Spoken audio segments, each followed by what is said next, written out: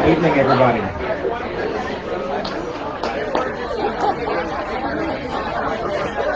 Good evening, everybody.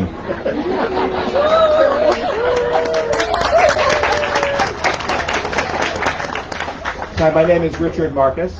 I'm the director of the Global Studies Institute here at CSULB, and I wanted to take this opportunity to welcome you all to this wonderful evening and for ordering such amazing weather to go along with it. So let me start with a plug for the Global Studies Institute. As its director, I have to do that, right? So the Institute was created in 2012 to make international integrated to what it means to be educated. Every person in every profession. The diverse projects of the Institute at present all focus on creating opportunities for students and faculty to grow their global competencies and approach their interaction with the world with intentionality. One more plug, we launched some months ago CSU Global, a system-wide effort sponsored by the Institute that's an academic journal, magazine, and action source focusing on global California as an entity in itself. It's a collaboration across the CSU campuses, the California Chamber of Commerce, PPIC, and other statewide entities. So please visit at calstate.edu/CSU Global. I am so excited by today's event. Human rights are central to what it means, not just in a democracy, but what it means to hold on to central moral tenets. They're all of our struggle, but vulnerable minorities, migrants, refugees, children of the margins, and those living in conflict face particular challenges.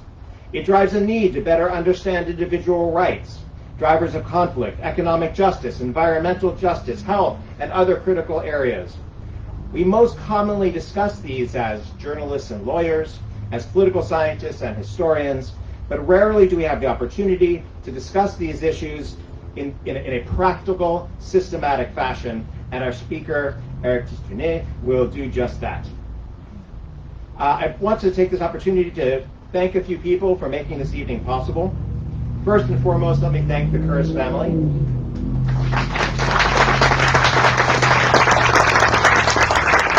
Reno, and Joe, and Bob, and Bobby. It's been such a joy to get to know you all over 8 years now, is it? Just such a pleasure for me personally, and for everything that you do for this university, for this celebration of Elena, but also for bringing us all together in this way. I also want to thank Elaine Hageland, who's I saw here someplace. There she is hiding. CSULB's global visionary.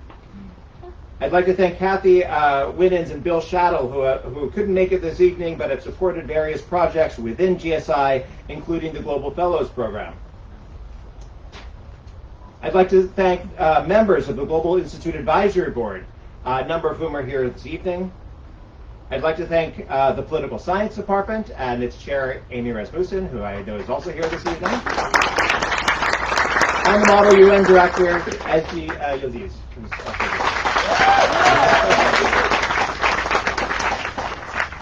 CSULB President Jane Connolly couldn't make it this evening, but I want to thank her for her tireless support for our campus and for our students.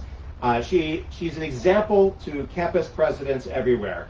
This extends in myriad directions, but not the least of which includes placement of CSULB as an institution dedicated to ensuring that our students are prepared for their global futures, regardless of field and whether it is in global California or any other part of the world. And finally, let me thank Dean Deborah Thien, who's here with us tonight, a geographer, an international scholar in her own right. Please welcome Dean Deborah Thien.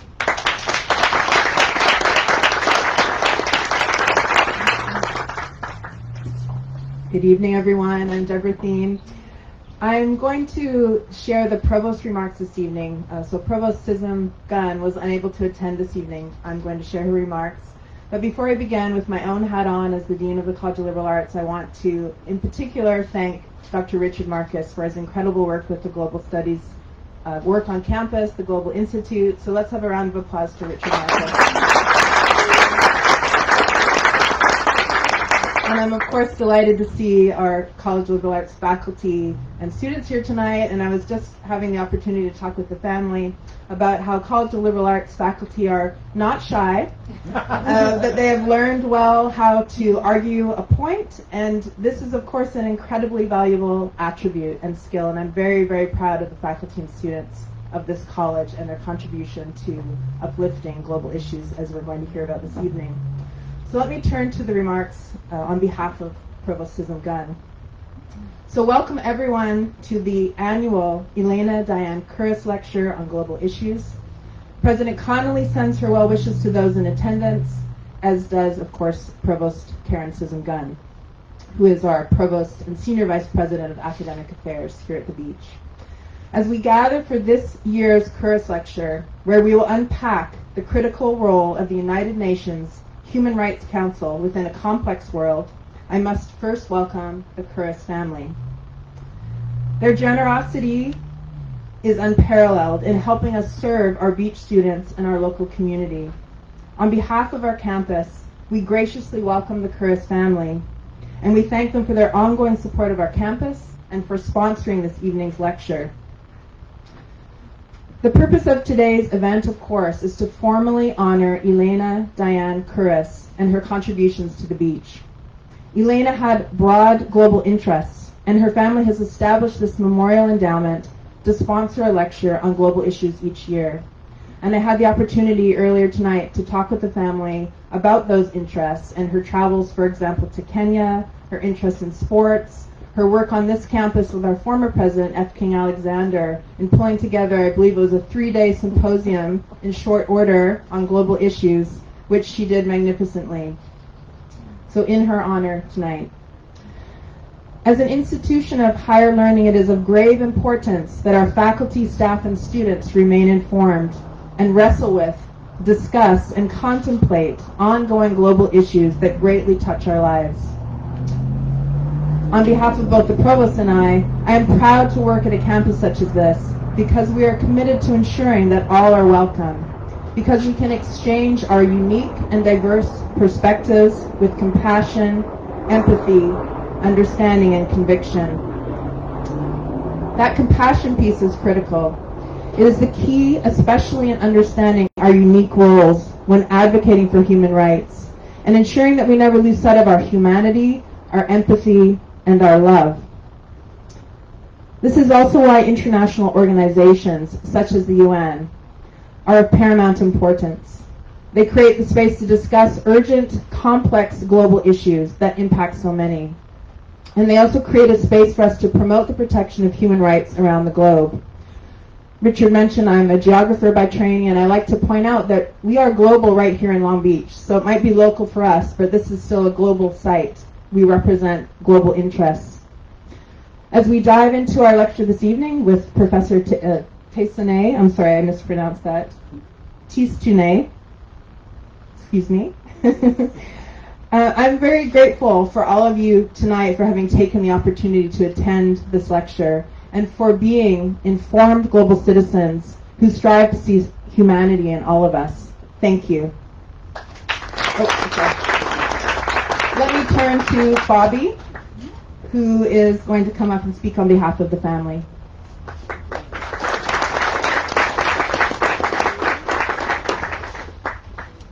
Good evening. Oh, good evening. Can you all hear me? Yes? Yeah. Okay. I need some, affirmation here. All right. So, as I was introduced, my name is Bobby Curris. Elena was my sister-in-law, technically, but being an only child, I really kind of always felt like she was my sister. So again, thank you all for coming. We, Elena's family, very much appreciate seeing all the familiar faces and the new ones this evening. Must also thank President Conley, even though she couldn't be here, for facilitating and supporting this event every year, and Richard Marcus and team for making it happen. If you have ever been involved in planning an event, you know there's a lot that goes on behind the scenes, and CSULB always makes it look easy. To all the people we don't know but have worked to make tonight a success, the garden staff, caterers, thank you. In thinking about what I wanted to share with you this evening. I started to do a little research on our guest speaker. As you can read on the program, and as has been mentioned, he served as the Chief of Human Rights of the Human Rights Branch of the Office of the High Commissioner. Am I not talking loud enough? Thank you. As you can read from the program, he served as the Chief of Human Rights Branch of the Office of the High Commissioner for Human Rights, tasked, among other things, with promoting and protecting human rights. After reading this, I thought, when it comes to making my remarks on behalf of the family, that is my role. Not the human rights piece, I'll leave that to the experts. My task is to promote and protect the memory of Elena. So you read a little bit about her on your program, but I'd like to take a few minutes tonight to share some random memories and maybe paint a fuller picture. As you can see from the poster when you walked in, Elena was beautiful. She loved fashion. She always presented herself well. In other words, she loved to shop. And she was good at it. She had an excellent role model. And, Elena, inherited Joe's gift, also known as a superpower, of being able to walk into a store just as they were putting everything 75% off. We were talking about that on the way here with the scarf that she wore tonight. She said, I got this for 90% off. They had just put the rack on sale. Happens all the time. Elena grew up in Iowa, but in her life she lived in several places, to include England, New York, Aspen, and of course Long Beach. She loved to travel. She had a huge collection of music. Her taste in music was wide-ranging. She and her father shared a love of Janis Joplin, which I think is fun. Elena loved jalapeno Cheetos, the burger at Tantalum's, and vodka martinis with a twist. Are there martini lovers out there? She hated Brussels sprouts and blue cheese. Elena loved her white Nissan Xterra, which she named Casper. She took excellent care of the interior of that SUV. Under the hood, not as much. When her brother was driving Casper from California to where we live in North Carolina, he had the pleasure of becoming acquainted with several Nissan dealerships along the way, ultimately leaving Casper in Arkansas to be shipped to North Carolina at a later date. Elena was a graduate of the University of Alabama and loved college football, with family members having attended Kentucky, Arkansas, Tennessee. Saturdays in the fall were, in a word, fraught. We always look forward to the games with hope, but we're resigned to the fact that Alabama would win. Roll Tide. We are here tonight to learn from a man who is well versed in human rights and the lack thereof around the globe. When it comes to human beings, Elena was a believer. She was open-minded, kind, comfortable in any setting. She could talk to anyone about anything and had the ability to blend in wherever she found herself. And I've said this before about Elena, but it bears repeating.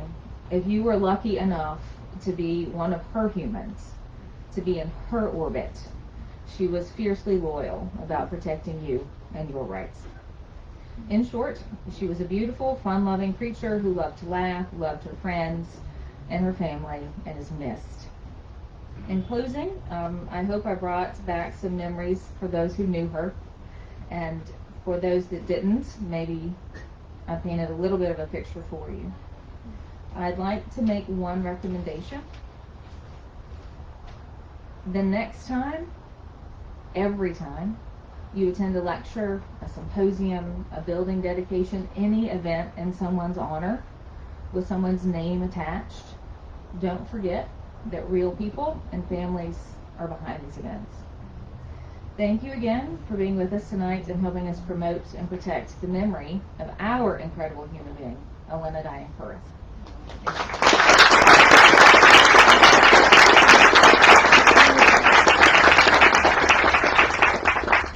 So thank you for those kind words and sharing, which I cherish despite my being a gator. And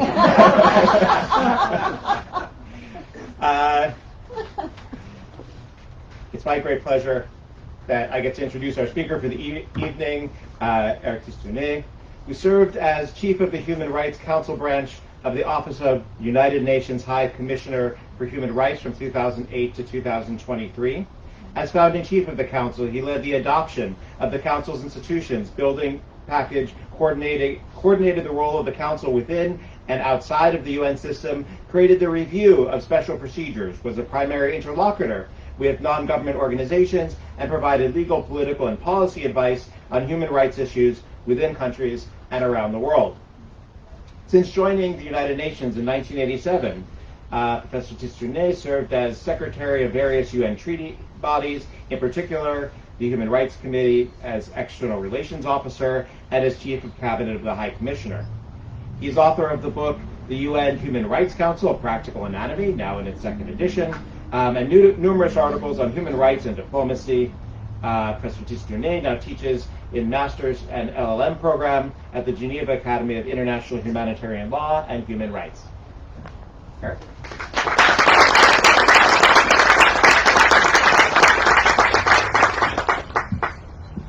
Good evening, everyone, and thank you very much for your kind words. It's a great privilege for me to be here tonight, and I would like to start by extending my profound and sincere thanks for being here and being the owner of this particular event. I had, together with my wife, the pleasure of meeting the Curris family this morning, and it was really a moving moment, and I felt very proud and privileged to be with you and honoring your daughter. So what you are doing is absolutely great. And turning to Richard and the Dean and the university, it's also a great thanks to all of you for organizing this particular lecture. All protocol reserved, I'm going to speak about various issues which comes to my mind concerning the state of human rights in the world at the moment.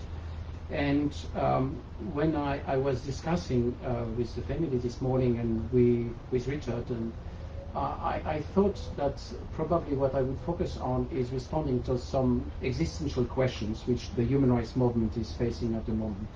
I've worked, as you have mentioned, for something like 37 or 38 years in the human rights field, always at the United Nations, but also previously at the Council of Europe. And I've been in charge of many things, and especially the intergovernmental process. But when we reached the COVID period of time, I thought that we had reached a moment where the human rights movement will amplify and increase to a level unheard of. Why? Because we managed with all our energy and force to make the Council work when all other UN bodies became paralyzed by the situation. However, 2 years have elapsed since then. The Russian crisis, the invasion of Ukraine, and more recently the Middle East events, together with 55 conflicts in the world, and all this is creating a serious situation. I have decided to get out of the UN by the end of the last year and to devote myself to teaching human rights, to write my books, and also I'm establishing a think tank on the Human Rights Council in Geneva. And what marked me profoundly is when I was explaining to diplomats, to activists, to former colleagues that I was doing that. The reaction was not something like, congratulations, that's what you need to do. The reaction was, listen, Eric, why on earth are you doing that? The situation is so dire. You are going to waste your energy. What's the point of all this? What's the point of all this? And when I said I'm involved myself now in setting up this particular think tank body, I even heard one of my closest friends saying, Eric, don't even try. You like drafting novels, write your novels.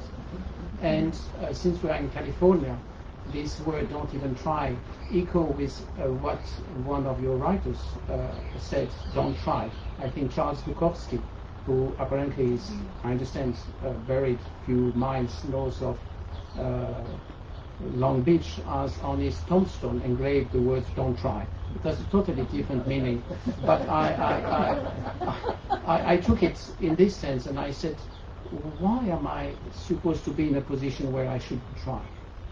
And what came to my mind in echo or mirroring this was an event which occurred in 1999. And with Joe this morning, we talked about this. Joe asked me, what is a moment you would cherish and remember from your UN career?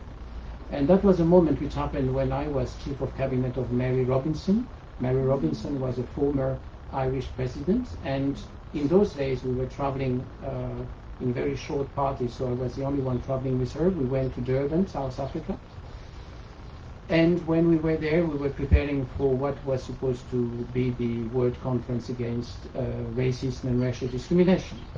And we were there and preparing all the logistics and talking with the authorities when suddenly a car stopped by. And out of this car, 1999, came out a very tall and frail man, Nelson Mandela. Nelson Mandela got out of this car, and he was the person whom we have all seen on pictures and posters, a very humble man. Caveat here, all the persons I've met in my career, and I've met many, those who are really impressed me the most were usually the most humble of them. I mean, those who really had humility. He came in, he walked in a frail manner, having spent so many years in jail, and he hugged all the students. If you had been there, he would have hugged every single one of you. And then we got into a bilateral, that is to say, meeting between Mary and Nelson Mandela, and I was the third person in this room, totally petrified, completely petrified and hypnotized by what I was living through. And we discussed the issue of the preparation of the World Conference, and at the end, Nelson Mandela, having exhausted the issue of discussion, turned to Mary and he said, Mary, the struggle for human rights will never, ever be over. We will always have to struggle. Nothing is to be considered as an acquired right or whatever. We will always fight obstacles and we will need to overcome them. Then he turned to the young men in the room. I'm sorry, this was 20 years ago. But he considered I was a young man, and he said, your generation will have to continue working and you will face obstacles, but you always will have to try. So this mirror with what I just mentioned, don't try, and for me the motto, and I hope the motto for all those working in favor of this human rights movement has to be, let's always try. Let's never ever forget that there will be obstacles, whichever they are, and we will have to struggle for this. Now, if we take one step back and think about what is happening at the moment, I think the human rights movement is going in the right direction, but the way we perceive this word and the way we perceive human rights, I think we have it all wrong. In the sense that when you look into the crisis of the moment, the reaction of most of us is a subjective one. What we do have is a reaction where we focus on the country, and from the country which is supposed to be responsible for something, whichever it is, we move down to the violations which may have occurred, and we reconstruct these violations in our way, in our subjective manner, to get to a conclusion which actually is in line with our own thinking from the very beginning. And we forget that for centuries, when we have worked on the human rights program, and I say we as a humankind, human nature, what we are focused is exactly on the opposite. In your country, with your beautiful texts which have been written in the 19th, 18th century, in the same thing happened in so many others, the focus of attention was the human being. The human being as the victims, the potential victims of human rights, we needed to be protected. So what, to my mind, should be done is to recenter the human rights program and our way to relate with it to that particular point, the human rights victims. To see what the human rights victim is suffering and enduring in 55 armed conflicts in the world, and when that is being done, we will be able to reach some conclusions. And I think that this is what matters. And that has always brought me to the conclusion that when we speak about human rights, we also tend to forget what is the definition of human rights. I'm a lawyer. Well, I think I am. I think my wife is not always sure about this, but I think I'm a lawyer. And talking with political scientists and others, we focus on rights. What are we talking about? The right to life, the freedom of expression, the right of housing, and so on. So what basically we focus on is the word rights. There is another word in human rights, is the word human. And what I'm always thinking, and I've tried to apply it for 14 years, is that when we talk about human rights, we don't talk about the rights of butterflies or the right of the fish. I love butterflies and fish, by the way. By all means, I have nothing against them. But we are talking about the right of humans. And when we focus about anything to do with human rights, we have to focus on humans. And if I take a step back over these 30 whatever years of experience, I have always tried to apply that. When, for instance, I think about rights of the child, we can do that in an abstract manner. And all of us, I think, we should have it in a very practical manner. As far as I'm concerned, what I'm thinking of when you talk to me about child's rights in an armed conflict, I'm thinking about a visit I made into a refugee camp in the Middle East, in this area which is unfortunately going through difficult circumstances at the moment. And if you allow me telling you this story, just to say that it's important to relate to humans as human nature. I went there with a Secretary General visit. We were 3 of us and visiting a refugee camp. And the lead was the Chief of Cabinet of the SG, Secretary General, sorry. The second person was a wonderful person who had blonde hair. It has importance. And I was the third one. I was very young in my career, 1991. We got into a refugee camp. It was early in the morning, very, very early. It was 6 in the morning, because we knew that there was a lot of tension and that the army may come at any point in time. And we visited a clinic which they had established, and they were very proud of.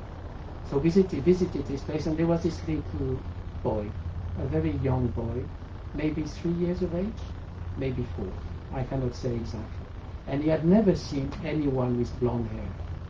So when he saw this woman, my colleague, he got to her and he gave her her hand. And for the next half an hour, he walked with her and in this clinic. And that was a beautiful moment. I was walking next to them, and I saw this little boy with his round eyes. The problem is that after around 20 minutes, security rushed to us saying the army is coming, you have to go, and you have to leave this place immediately. It's going to be brutal very soon. So we had no other solution. We went out, we said goodbye rapidly to the doctors, the medical doctors who were in charge, and we left. 15 minutes later, we got a call. It was not the mobile, it's 91, it was the satellite one, the big ones, you know. And this little boy of 3 years of age, who had all these hands of this little boy, of this colleague of mine, had been arrested at 3 years of age. He was conducted in a jail, and he stayed there for 2 days. 2 days. We tried everything. We contacted the authorities. I spent hours trying to get him out of this place. And I was told that this little boy, 3 years of age, 4 years of age, was a danger to society because he had sent rocks to the military officers. Eventually, we had him out of the place, and we met the family again. We met the little boy. His face had changed, of course. And several days later, we continued our mission and we left away. For me, since then, whenever we talk about the rights of the child in armed conflicts, I have this image of a little boy in this refugee camp. And I would invite you to, when you think about human rights, you always focus on humans. I have plenty of stories like this to share, and I don't want to get too much into details, but I think it's not trivialization, it's just objectivizing, I don't know whether it's a pure term, but having a sense of what we are talking about when we talk about human rights. Climate change. We talk about climate change and we see it on TV stations and we look into it and we consider that this is awful things which is happening. Yes, it is. Yes, it absolutely is. And we can talk about it in a pragmatical and practical manner. What I think about climate change is a very old man who came to Geneva years ago, maybe 4 or 5 years ago. We invited him for a panel. He was coming from Tuvalu. Tuvalu is an archipelago in the Pacific Ocean, and the altitude is, well, I'm using metric time, but it's 1 meter. Meter would be 3 feet. That's a maximum. This island is already partly disappearing. And this old man was sent there because he was the elder in the community. And I talked to him several times, introducing him to the UN jargon, the UN procedure. It was like for him getting to another planet. And he was there, and he explained to me something which shocked me. He was in this island. He has a farm with ports, 3 ports, so a small one. And he has a sort of a house opposite the street. The street is not a Long Beach street, it's a narrow trail. And he told me that unfortunately now the water has submerged everything, and therefore from his house, which is still on dry land, to get to the ports, which are now in the water, he has actually to carry the pork on his shoulder so that he can bring them to some place where they are in a dry spot. The issue is, when I talked to him and looked at him in the eyes, I realized that he did not understand that we will never get back to the past, that the island will disappear, that his history as a citizen of Tuvalu with generation before him, having focused on this life of theirs, his ancestors being buried there, he will never be able to continue, cherish them, because at one point in time in the next 10 or 15 years he will have to leave. And if he doesn't leave, because probably he was an old man, your next generation will never see the place where the parents and grandparents and great-great-grandparents have been buried. So you see what I mean? Human rights, they have a face. But that's what I call the face of human rights, and what I believe we should all think about. Last story before I move to something else is talking about refugees. Again, we speak about refugees, we do have this feeling and notions of what they endure. But we do it for most of us, not those directly involved, but we see it from the prism of an abstract reality. I have my own story which I relate. Afghanistan. Afghanistan was I don't know which word to use, but the Taliban took power 2 years ago in July. I was very much involved in organizing what we call in our jargon, I will not obsess you with my jargon, UN jargon, but we were organizing a special session of the Human Rights Council for Afghanistan, especially the protection of Afghan women. And I was in touch with people at the Afghan mission in Geneva, but also with one man in Kabul. And he was a former diplomat. And this man was preparing the special session on Afghanistan, the Taliban, the taking over by the Taliban, and he was actually doing that from Kabul. It was a Tuesday, and he was still working at this. Then if you recall the timing, the sequence of events, one after the other the cities fell to the Taliban, and he was still in contact with me, calling me every day, WhatsApping me, sending me documents, organizing it. At one stage I said, Hamid, his name was Hamid, please stop doing it, it's dangerous for you. And on the Friday he said, Eric, don't worry, there are still 4 cities which are resisting. I said, I'm not so sure, please now try to leave. He said, no, I'm not going to leave, I'm not going to betray my country, I'm going to fight to the end. And he organized this special session. And on Saturday morning, Kabul fell over to the Taliban. And I was there, I was devastated, as we all were. And I got a call And this was totally surreal. He was saying, Eric, are you ready for Monday and the special session? I said, where are you? He said, I'm in Kabul. I'm preparing for this special session. I said, but the Taliban's, where are they? Oh, he said, I have to speak a bit lower because they are on the street just in front of me. And I said, come here, you are risking your life. So please do me a favor, show your phone anywhere in water, take the SIM card away, delete your WhatsApp archives, everything, and try to get out of this place. He said, Eric, we have a special session to prepare. He eventually, and then I lost signal, and that was over. And fortunately, a few days later, I understood that he had managed to leave the country, and he was somewhere in Pakistan. So we tried to bring him to Europe with his family. And now that's where I want to talk about refugee. What happened? He was not authorized to get into Europe. It took him ages to get to Europe. He had fought to the last moment against those who are reducing the right of women to nothing. He had done everything in his power. He had risked his life, and he was not allowed in Europe. It took several months. Eventually, he managed to get to Germany, where Germans offered him asylum. And then it took another several months for him to get to Geneva. But the Swiss had their own legislation and refused him to come. So again, for me, when you talk to me about refugee, or when I'm talking about refugees, that's the image. And why I do that, it's for one reason, and I'm going to make a reference which is probably going to make you scream a bit. I'm referring to Joseph Stalin. Joseph Stalin, the absolutely cruel dictator, said one thing which I believe was totally true. He said that one death is a tragedy. 1 million deaths is a statistic. One death is a tragedy, and 1 million is a statistic. If you think about it for a second, it couldn't be more right. And by the way, these men killed millions of people in the former Soviet Union.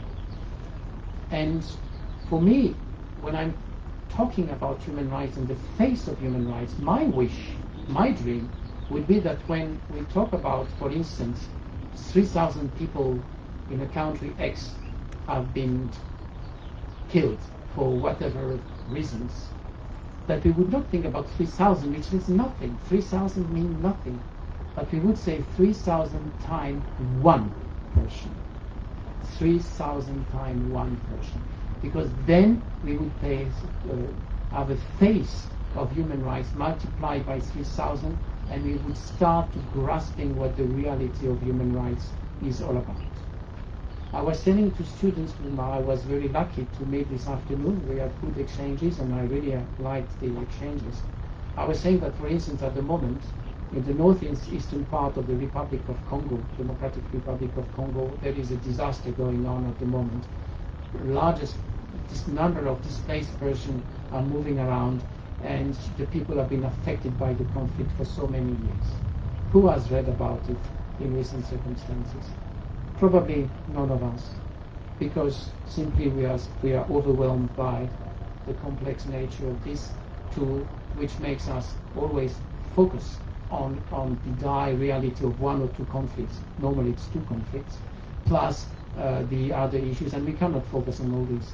Yes, but by the way, in this particular stage in the human planet, in the past 30 years, 6 to 8 million people were killed. 6 to 8 million, and I'm using a statistic here. And listen to what I said, 6 to 8. I am deleting 2 million off, because I cannot even round it up, we don't know. 6 to 8, 2 million. 2 million times one individual have disappeared in this particular place, and we don't even manage to conceptualize what it means. So that's something which I think is what I wanted to start with, and what I wanted to talk to you about. Now, let's see the reality of the world. Let's see what we are talking about. Because this depression which everyone is feeling when talking about human rights, despite everything I told you, I don't share. this depression or this feeling of utter pessimism. I'm not a pessimistic person. I always consider that one has to do so. So in order to consider the present and foresee the future, one has to understand the past. I'm sorry sir, I don't know where you are, but I met someone who is an historian at this Long Beach University, this great place. I think that history is more important than ever. If you want to understand the future and the present, you have to understand the past. So when I wrote this book, Richard, you mentioned this book, thank you, I focused on events in the past. For students, you were not even born, but I focused on several of them, and one of them was the genocide in Rwanda. And it took place 30 years ago, so I think it's only fair that I relate to this. So 30 years ago, what happened? And I'm going back 31 years ago. 31 years ago, a good friend of mine, whose name is Bakri Ndiaye from Senegal, at the time he was special rapporteur on summary executions. He visited Rwanda. And what did he do? 1993, 1 year before, what happened? And he talked with the authorities, he talked with everyone, and he got to the conclusion that the situation was actually going to degenerate pretty fast. He checked this convention we are talking a lot about these days, the Geneva Convention on the Prevention of Genocide.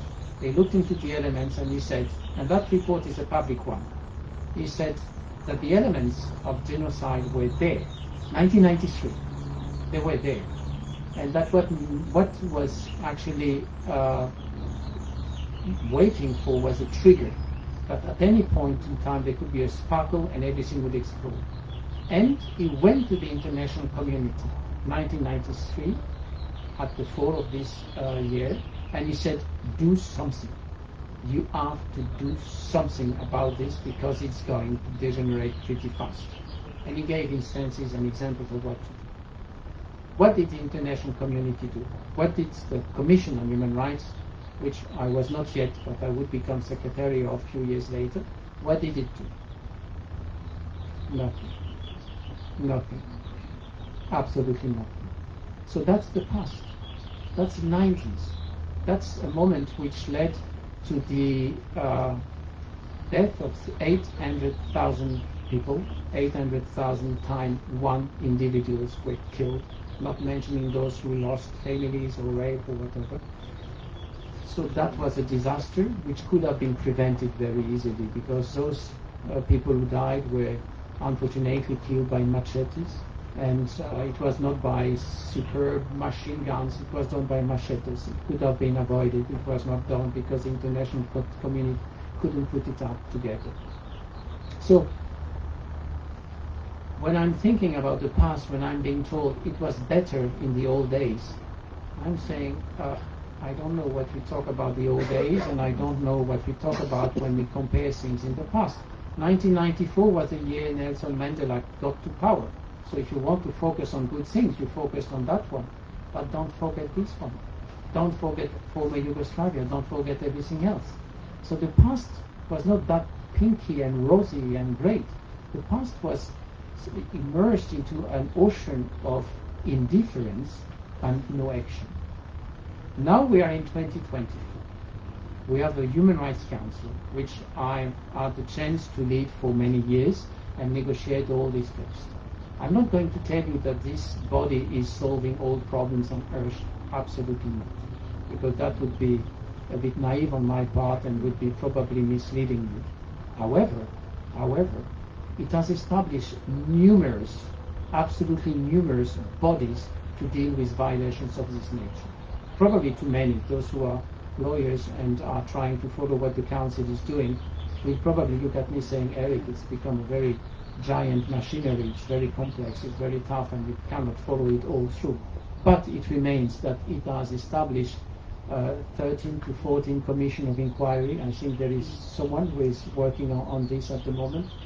It has established a large number of what we call special rapporteurs dealing with issues relating to countries or to thematic approaches. It has convened many different special sessions. So it is reacting. When there was silence in the past and refusal to take action, now there is no silence anymore. It's there. All the information is there. The debates are taking place. The information there. When you read into the newspaper about what is happening at the moment, you will see lots of interventions by the Secretary General, by the High Commissioner for Human Rights, by the Special Rapporteurs. So action is being taken. Russia invaded Ukraine in, I don't remember exactly the date, but it would have been something like end of February 2 years ago. I don't remember exactly the date. It was 2 or 3 days before the session of the Council, which I was responsible for. 2 days. The Council organized what we call an urgent debate, forget about the name, but a special focused consideration of the situation on the Russian invasion on the Monday or the Tuesday, I don't recall exactly the day. So it was done immediately. It established a commission of inquiry in the following few hours. It's managed to withdraw the right of membership of Russia, or to put it more bluntly, Russia was expelled from the Human Rights Council the following week. Thereafter, there was a special session against Russia, again on Ukraine, because of war crimes which had been committed. So action took place. Action took place. And that's a huge difference with what I mentioned earlier on. If you take another example, Syria. Syria in 2011 was at the combination of what we call which we used to call the Arab Spring, and we discovered was more like the Arab Winter, but the Arab Spring, and 5 or 6 special sessions were organized, special rapporteurs were appointed, a commission of inquiry were appointed. We have piles and piles and piles of testimonies which otherwise would be lost forever, and they are all there. So action has taken place. So it doesn't mean, again, I don't want you to believe that I'm the foolish, naive UN bureaucrat who has not understood anything at all. No, but action has taken place and things are being done. If you look into the thematic approach, which are so important, we are immersed in a world which is changing so quickly. If you look at the progress which has been made, is tremendous. I will give you one or two examples. I like telling stories, as you can see, but I think that one understands an abstract word only if it relates to something concrete. Sexual orientation. Sexual orientation was a taboo in the international community for many, many decades. These were words which were not even whispered. You couldn't. Impossible. I was appointed by Mary Robinson when I was leaving her office, and it was 2003. I think it was 2003. I was appointed Secretary of the Human Rights Commission, and I was projected into this world of diplomacy and so on, which I like very much. You cannot imagine, I really like it very much because you can do a lot of stuff. And the Brazilian, to their honor, they came up with a one-line decision, draft decision, which was simply saying there shouldn't be any discrimination based on sexual orientation. It led to 2 days of intense fights. The voting process was a misery. It was my first voting process. You can imagine how I survived this. I don't exactly know. There were numerous procedural motions. At one stage, there were 42 what we call point of order, so that is to say interruptions. And I was next to a very beautiful and nice and courteous chair of the commission. And next to her was Sergio Vieira de Mello, who was our High Commissioner, who unfortunately died 2 years later in a terrorist attack in Baghdad. And we were trying to sort of put order into all this. It was impossible. It was just impossible. At one stage, there were so many screams in Arabic, which I didn't understand. So I had someone translating me saying, I know, but Eric, do something. They are just insulting her. They are threatening her being the chair. And I had to ask for the first time in the history of the UN security to just stand up in front of the podium. That is to say, as if I were to ask security to be between you and I. I hope I don't need that, but I will use. That was 2003. For quite a number of you, maybe you were not even born, but for all the others, you realize that it was a very short time span. Well, the Human Rights Council took up again this issue in, I think, 2011, and then shortly afterwards convened a panel. It was not easy, but it worked, and eventually it established by the end of I think in 2016, 2017, a mandate of a special rapporteur on sexual orientation and gender identity. And that special rapporteur is reporting every year on the state of human rights relating to sexual orientation, gender identity. And this is going absolutely normally, with a report exposing the situation, the discrimination, the laws which must be changed, and the testimonies which he has received. So that is something which is happening right now. Let me take a few other examples just to say that the movement is moving forward despite the utter depression which we feel in looking into the dire reality of the moment. Climate change. We now believe that climate change is something which is so obvious. There is a link between climate change and human rights, isn't it? Well, it so happened that in 2016, I think, the former Affairs Minister of the Maldives came and addressed the council, and he said, listen, I brought my grandchildren, and he had brought his grandchildren. They were sitting on the right-hand side of the podium, and he said, I did that because it may be the first and last time they will be able to come here and listen to proceedings, and when they will be adults, they will not be in a position to talk to you simply because the country will not exist anymore. So please focus on human rights and climate change. It's only 2016, and you know what happened is that a few years later there was work, there was panel organized, there were a lot of things organized, and now we have a special rapporteur dealing with climate change.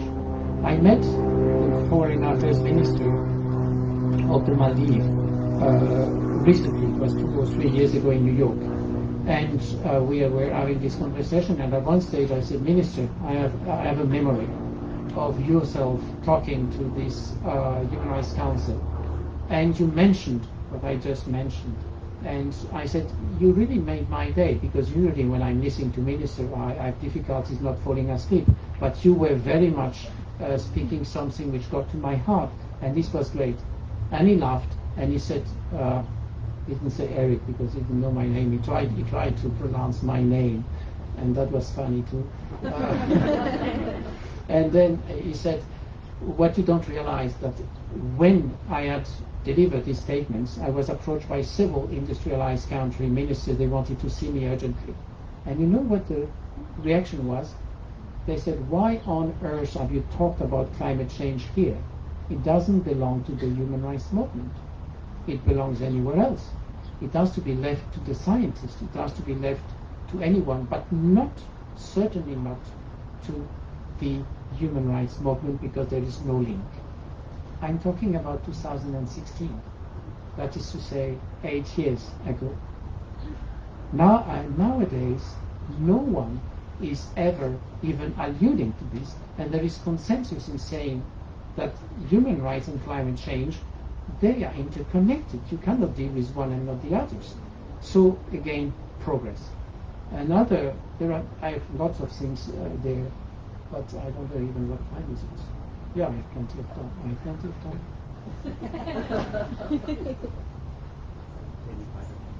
Sorry? 5. 5 minutes, okay. All right, so, yes, so rights of women. Because rights of women, they are under peril at the moment. We are hearing everywhere that there is this backlash and the pushback. All the time we are hearing that, and it's true. However, we have to consider that with a pinch of salt. Why? Because despite everything we are saying, when you look into the votes at the Human Rights Council on anything related to rights of women, these votes don't really change. I was mentioning to students this morning that my role when I was in charge of the intergovernmental machinery was to actually talk to the High Commissioner regularly, and I would send updates with my own anticipation. And you will be pleased to note that sometimes I was correct and often I was not, but I mean the important element is to anticipate. And mostly when you anticipate why things happen and they don't happen, you were wrong, but at least since you anticipated them, you probably preempted them to happen. So I told him there were changes in the composition of the council, and according to my great calculations, I think we are in bad shape. Next year will be very hard. There will be a new composition, and we may lose ground, and some of the amendments may pass. I was wrong. And why was I wrong? Because I underestimated the weight of the civil society, and I underestimated the weight of what I call the moderate countries, which are pushing so hard to make it work. And the moderate countries being countries from South America, from Africa, from Europe, the small ones, not the big ones we always talk about. We feel that they are the one running the show. They are not running the show. They are making the lives a bit more difficult for everyone. But the other ones, they are really pushing the movement, and this is something which is going on here. So, since I still have 5 minutes, more or less, Einstein told us time is relative. So here in the Zen garden, it progressed more slowly than anywhere. So I just don't want to end by saying things which would look like Leibniz saying that all is best in the best of all possible worlds. That's not true. The system is not in peril, but it is facing a lot of issues. It is far too complex. I mean, describing it would take me probably 2 years of hard work, and that is not possible. We don't have that much time. We have a system which is polarized, lots of tension and so on. Trust has disappeared. Trust between countries and delegations are disappearing pretty fast, and it's hard to take stock of all this. However, we should take pride in the fact that human rights has now become part of the equation.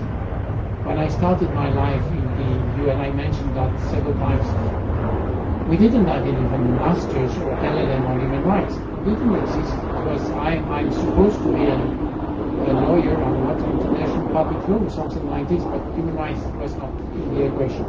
Now it is very much always there. It's nothing which can be preempted or avoided. One last example or story, if you wish.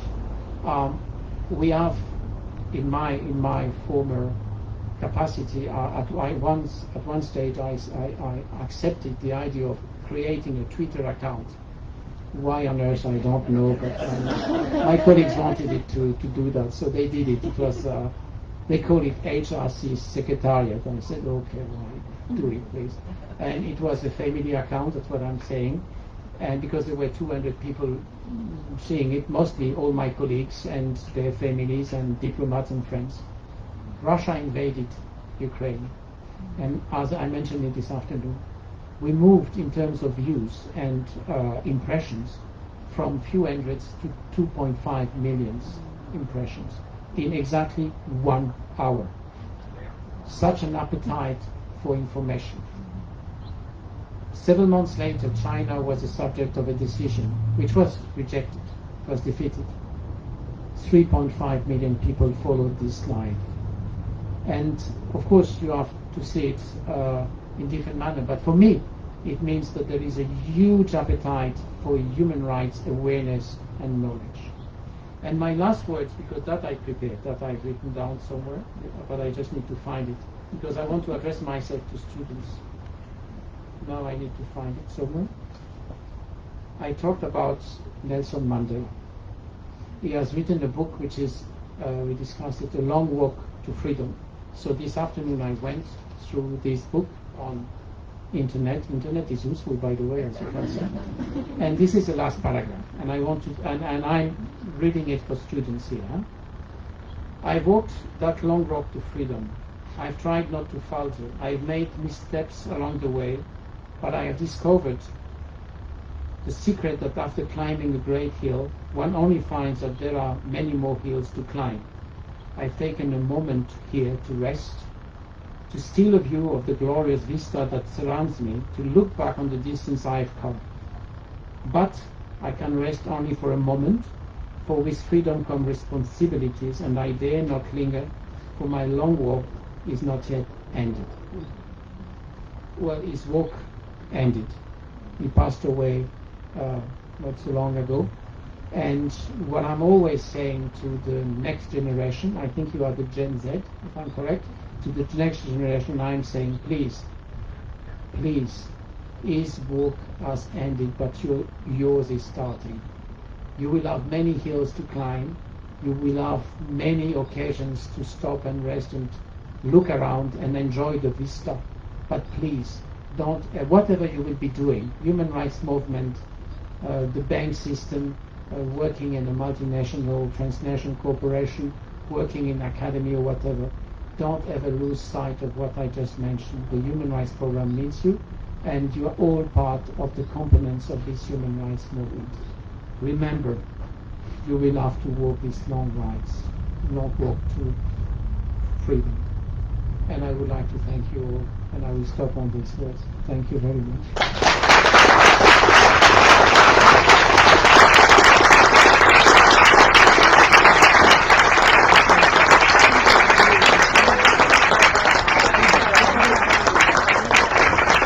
We have a few minutes for some question and answer.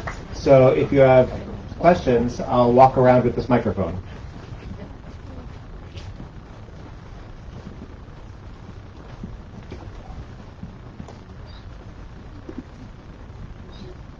I want to start by saying thank you for taking the time to let us know about a lot of the experiences you've had.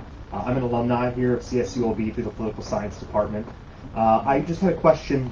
Much of your lecture tonight was based around what was, I guess, more referred to as micro experiences, right? These are an analysis of events that you've experienced or have heard of involving specific people.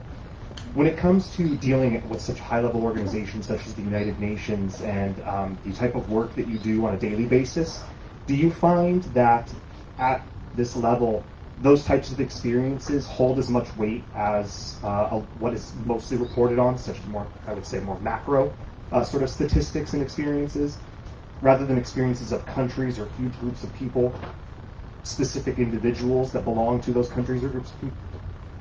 Thank you. I think that it does. It actually does. Most part of my diplomatic work, it has been there for decades. I realized very early was based on face-to-face meetings and discussions. I've always taken pride in being able to talk with all humans that were in front of me, wherever they were coming from, whichever side they were defending or whatever. And the fact that you can relate to them will improve things. I mentioned the fact that, for instance, there is no trust anymore between states, but there is no trust anymore between ambassadors.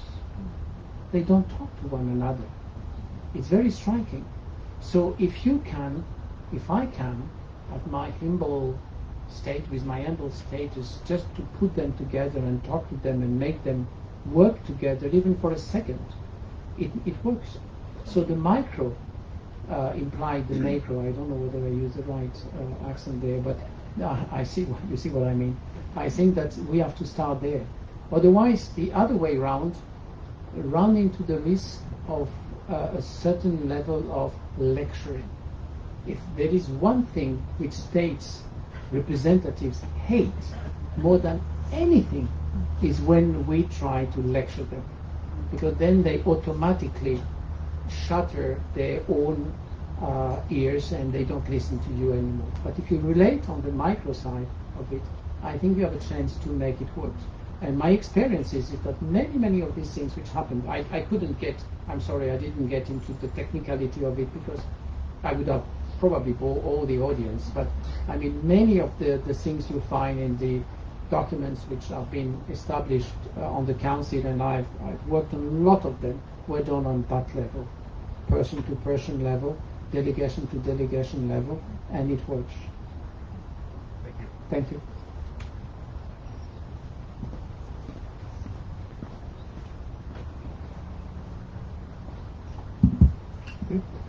David Tobeamer. I'm one of the professors here on campus, and thank you for your presentation today.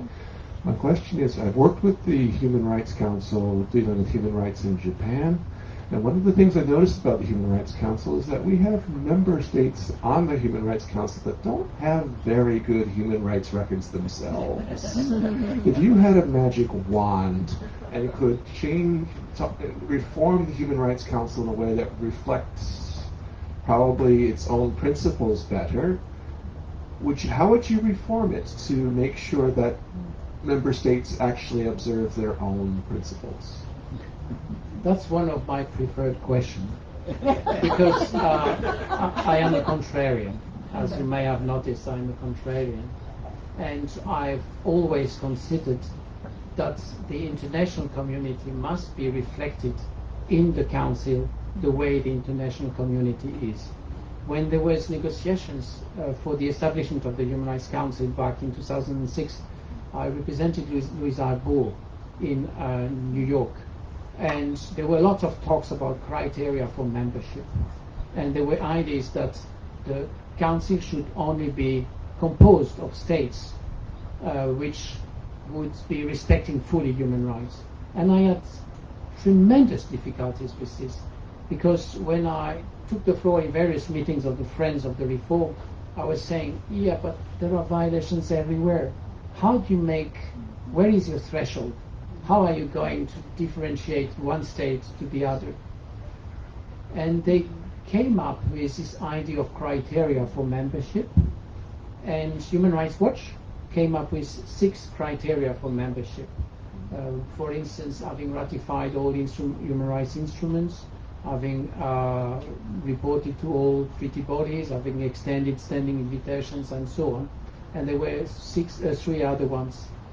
And when I studied that overnight, there was no real, really easy access to internet.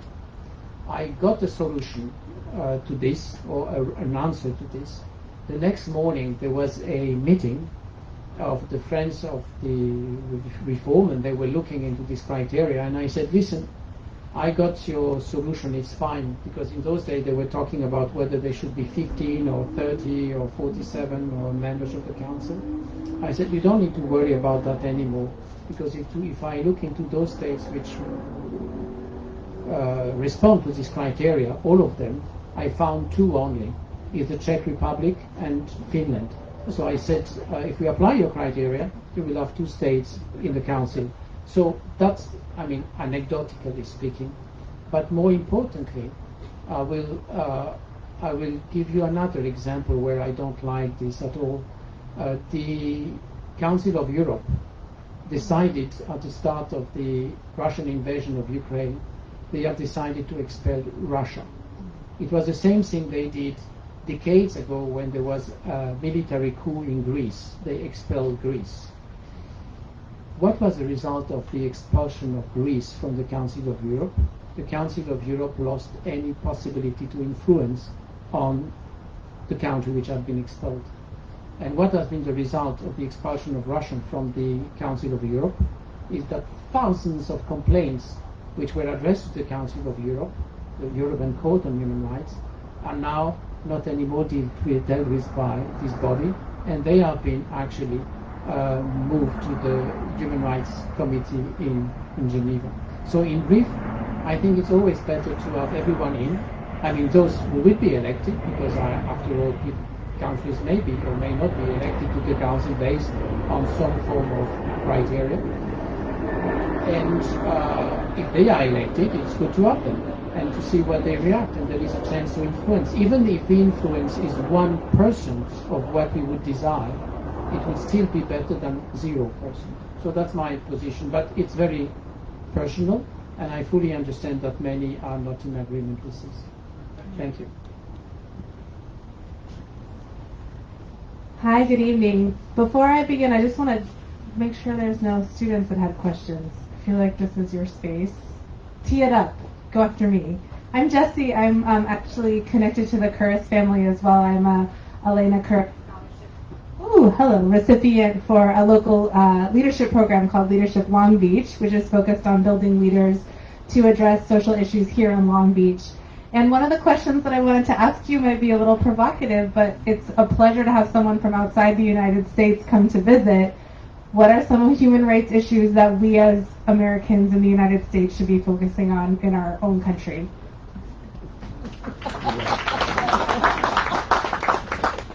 Wow.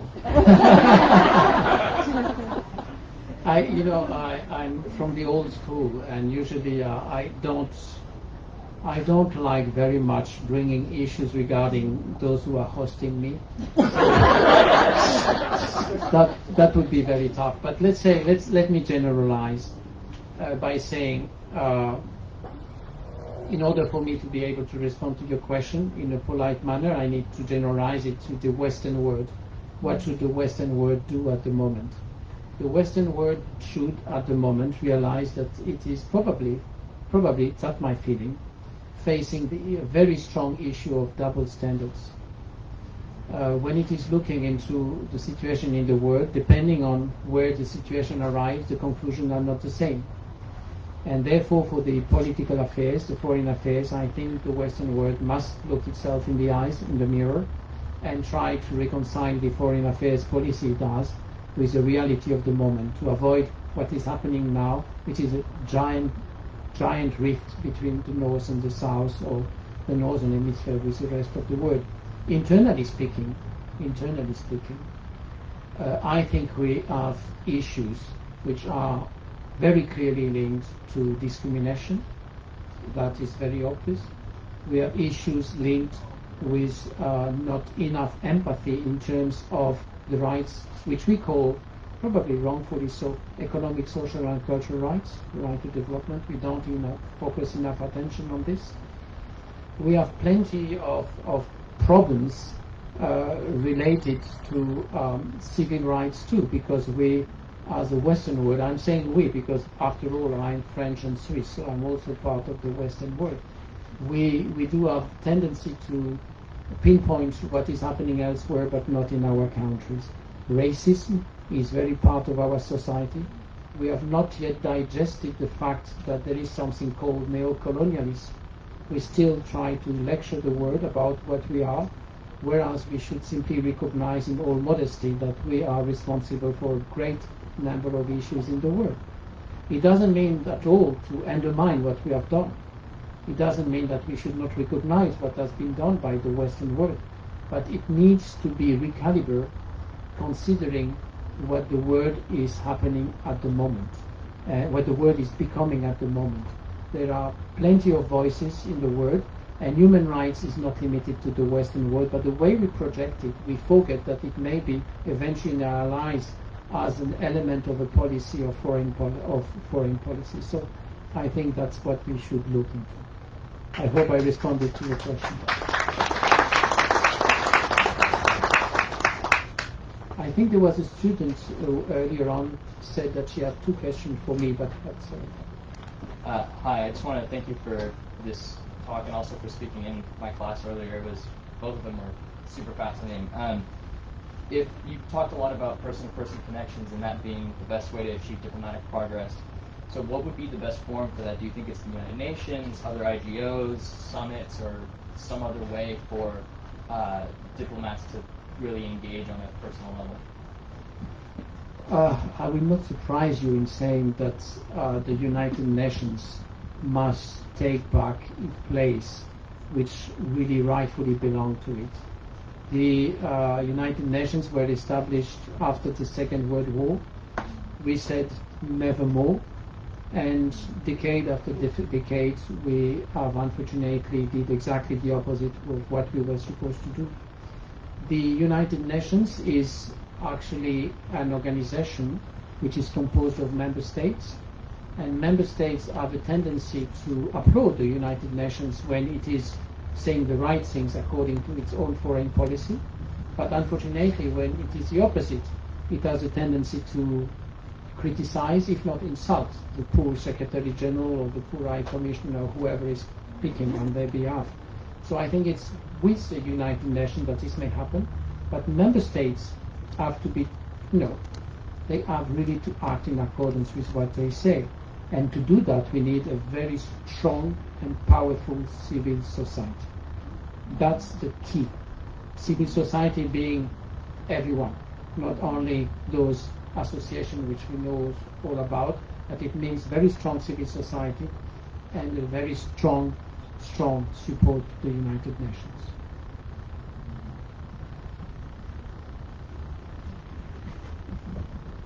Hello, my name is Lupe. I'm a senior at CSULB. So one of my questions that I had for you is, how does the UNHRC balance cultural relativism with human rights standards? I'm sorry, I didn't get... Oh, how does the UNHRC balance cultural relativism with human rights standards? Well, we have you ever been to Geneva and the Human Rights Council room? Have you seen the picture of the Human Rights Council room? No? Those of you who have seen it, it's probably one of the most beautiful rooms in the UN premises, whether in Geneva, New York, or Vienna. Why? Because you have this beautiful ceiling. You must have seen it in a picture somewhere. If not, look into internet. And you see these stalactites full of colors. And when you look at it in the room, it's circular. It's a huge painting by a Spanish artist, which name is Barcel. If you get into the room from a different place, you will see something different. You will see different type of colors. When you enter from the back, you will see very nuanced and pastel type of colors. When you see it from the podium, where I used to sit for decades, I saw many beautiful bright colors. What I'm saying is relevant to your question, I think, is that we are all, and that was the idea behind the painting, that we are all seeing the same thing, but according to our own position in the room, which means if you extrapolate this, it's a dialogue of civilization. We may have or may not have the same exact position on all these issues. We may have been immersed into our own cultures, but human rights are universal. And whoever is trying to defeat that doesn't realize that human rights are those of humans, and no one ever, in whichever part of the world, will ever tell you that torture is a good thing. No one is ever going to tell you that, freedom of opinion should be simply abolished because we don't like it. No one. Maybe some obscure members, or maybe not obscure, maybe some well-known members of government will tell you that. But in terms of the reality, I mean, everyone has a great aspiration, and this is for the aspiration of the universality of human rights. So cultural overview is absolutely fine, provided it's underlying this universality of human rights.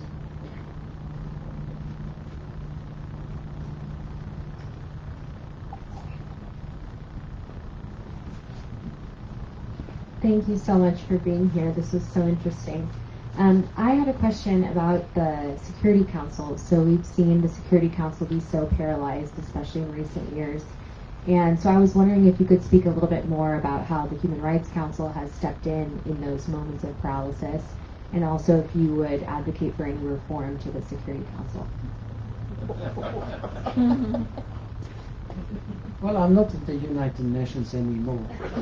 So I can tell you absolutely clearly what I think about all this. The Security Council is obsolete. It doesn't work.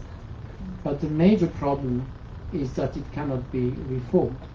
Because in order for the Security Council to be reformed, you would need to have the 5 permanent members of the Security Council, which are the troublemaker, to agree to be taken out of this body. And I don't see on earth this happening anytime soon. Maybe in 5 or 6 centuries from now, but I don't see anything like this happening. So we are up to trouble for a long period of time. But there are things which are happening which are important. First of all, the Security Council is immensely inactive in many different respects, not in everything. It has been active, for instance, on Haiti or whatever, but regarding the conflict in the Middle East, nothing is serious is coming out of it. Regarding Ukraine, same thing. Regarding DRC, same thing, and so on. And I could multiply the examples. And therefore the attention has moved to the Council, the Human Rights Council. And nowadays I still say we because I have a sense of ownership which is totally ridiculous and probably selfish on my side, but it so happened that things have moved from New York to Geneva. There is one caveat which is a big problem, which is that I mentioned earlier on that in the 90s, 80s, 70s, the human rights movement was saying, what on earth is the Commission on Human Rights doing? You don't inform us, you don't do anything. Now no one can say that. The Council is doing stuff. The problem is implementation. I was asked this question earlier on. What do you do?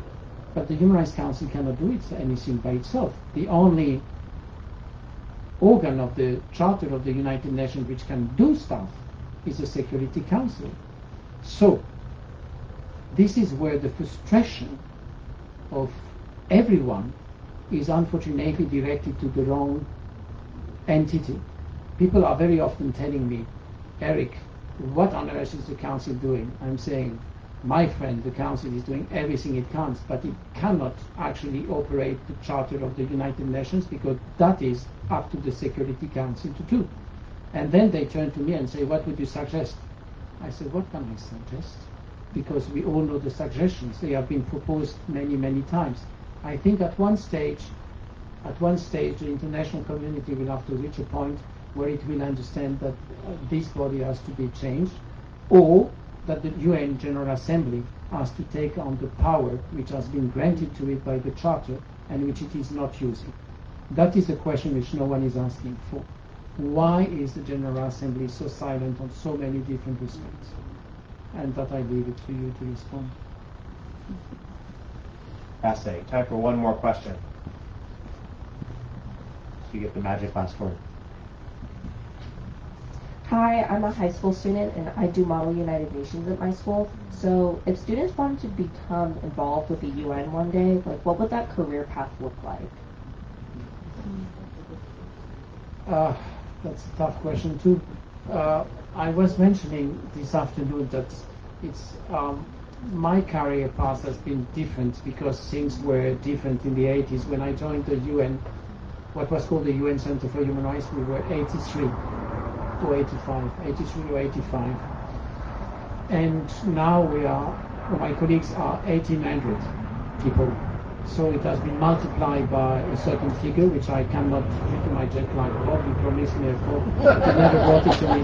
So I cannot make the division, but the multiplication, but it has been really multiplied by a huge number. And therefore,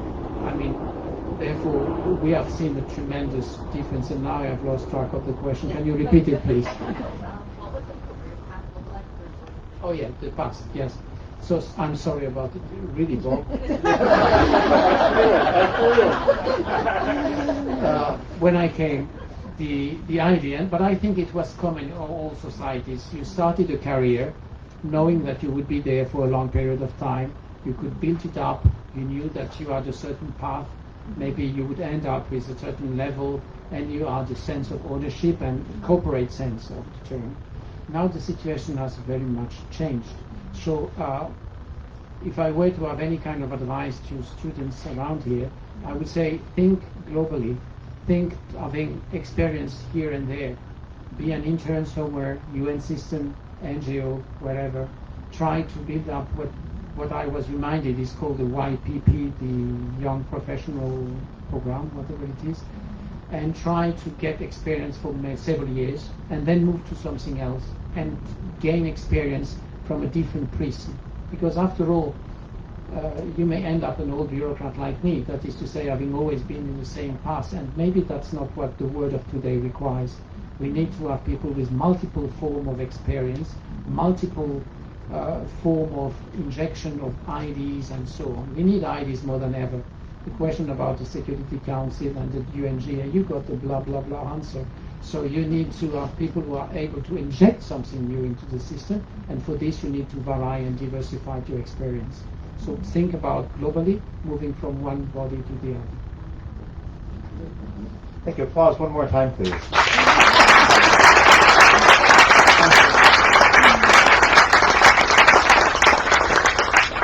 to take just a moment. I have a small gift for you.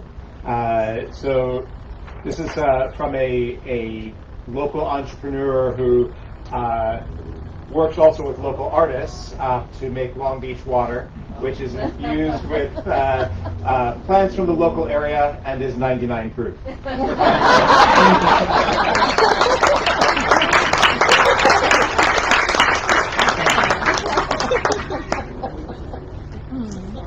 And I just say, it'll